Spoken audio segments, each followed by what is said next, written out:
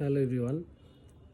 একটা video make করতেছি, হঠাৎ করে মনে হলো যে একটা বিষয় নিয়ে কথা বলাও দরকার এবং এই বিষয়গুলো নিয়ে আম, কিছু আহ, ছোটোখাটো ভিডিও মেক করা দরকার।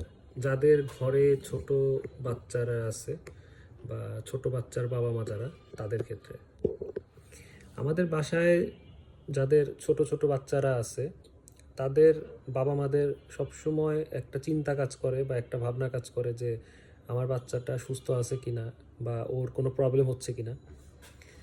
আমার বাচ্চার বয়স 3 বছর হবে। তো আমি যদি আমার বাচ্চাকে দিয়েই যদি আমি বিষয়গুলোকে উপস্থাপন করি তাহলে মনে হয় সবার কাছে বুঝতে সুবিধা হবে।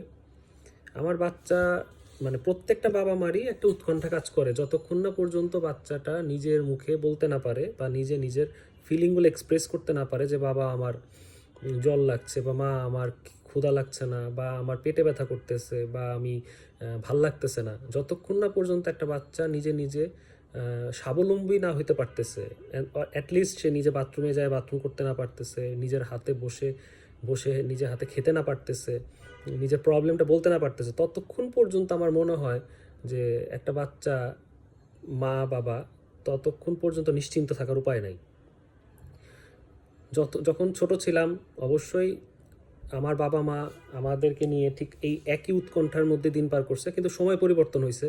তখন ছিল না মোবাইল ফোন, ছিল না আধুনিক প্রযুক্তি, ছিল না ইন্টারনেট, হয়তোবা আমি আজকে যে কথাগুলো বলতেছি সেই কথাগুলো বলার মতো কোনো প্ল্যাটফর্মও তখন ছিল না, এত সহজলভ্য ছিল না।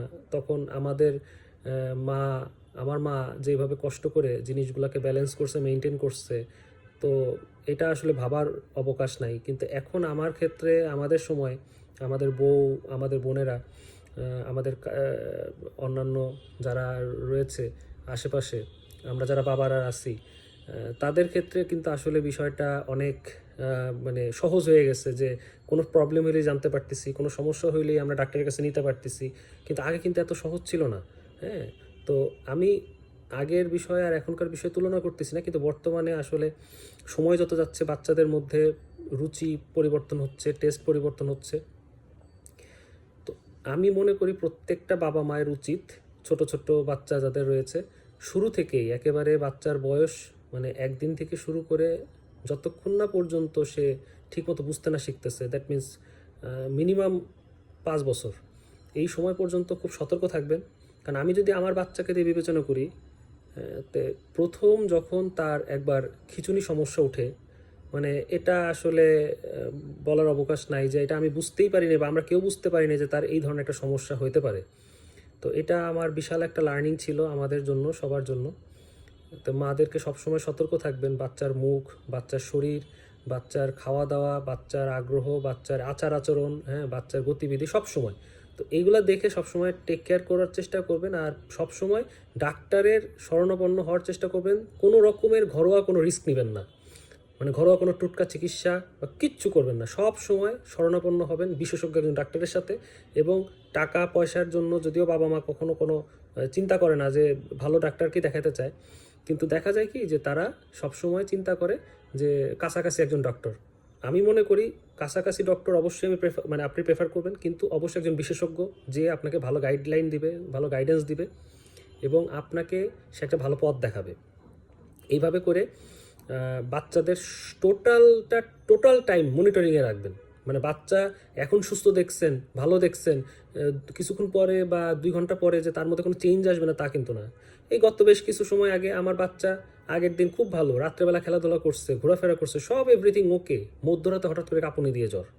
তো এই যে বিষয়গুলা, তা আমি মনে করি প্রত্যেকটা বাবা মার সতর্ক হওয়া উচিত, সচেতন হওয়া উচিত এবং বিশেষজ্ঞ ডাক্তারের পরামর্শ অনুসারে বিন্দু মাত্র কালক্ষেপণ না করে, ঘরোয়া কোনো টুটকা চিকিৎসা না করে সঙ্গে সঙ্গে বিশেষজ্ঞ ডক্টরের শরণাপন্ন হবে।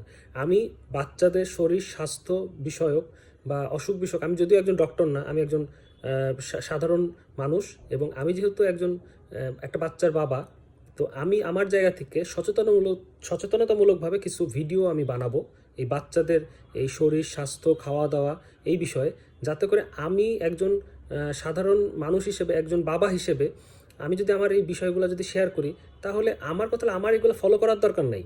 কিন্তু আপনি যদি এই জিনিসগুলো যদি মানে একটু মেনটেন করে চলেন এবং পাশাপাশি যদি আপনি পাশাপাশি কোনো একজন বিশেষজ্ঞর পরামর্শ নিয়ে যদি এটা মেনটেন করেন, আমার মনে হয় যে বাচ্চাও সুস্থ থাকবে, বাচ্চা ভালো থাকবে, আর বাচ্চা ভালো থাকলে বাবা মাও ভালো থাকবে, পরিবার ভালো থাকবে। সকলকে ধন্যবাদ।